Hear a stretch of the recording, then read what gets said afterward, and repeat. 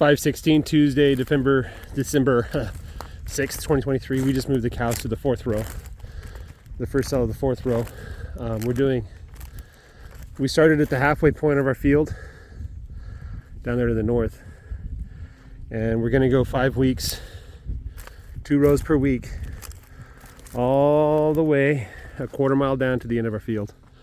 And we're grazing west to east, and we're unrolling a bale of hay for each row. So, and the bale of hay crosses the wire, so they have to get to cell 2 before they can get to the rest of it. So this area, I previously unrolled a bale of hay back in late October. They've been here before.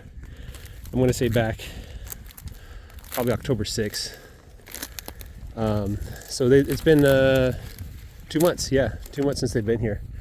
And the ground is a little bit green, but there's not a lot of grass to eat.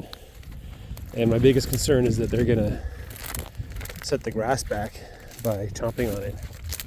Was that little calf the last one? We got to get the water, JJ. We got to bring the water over. And there's a connection over there, so we got to bring it all the way down there. So anyway, that's where we're at. I got to get the netting out. I was in a rush to get this filmed because the sun was setting, making a beautiful sunset. But that means there's not much sunlight left.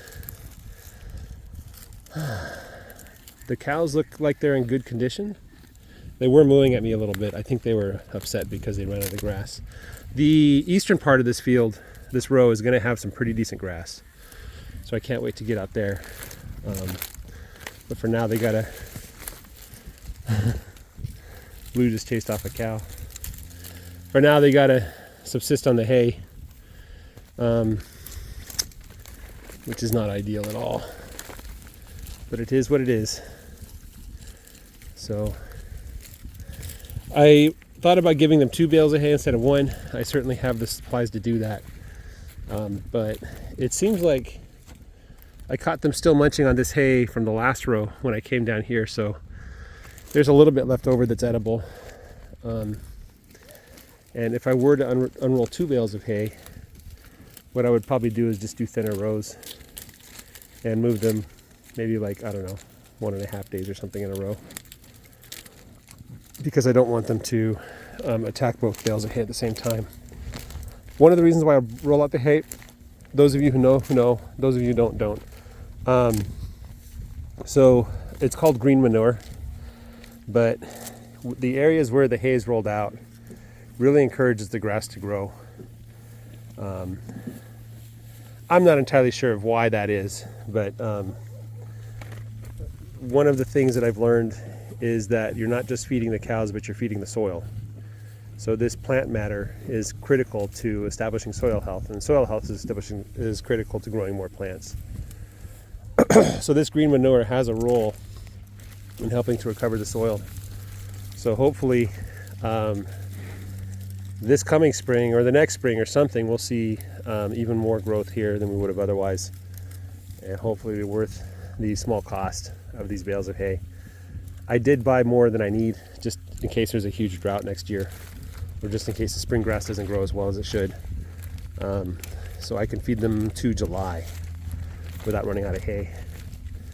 And if things got that dour that I didn't have hay in July because I've been feeding them hay constantly because we didn't have any grass to grow, then that's when I make a decision to either give up cattle ranching or to start buying feed for the cows, because hay would probably be very expensive if that happened.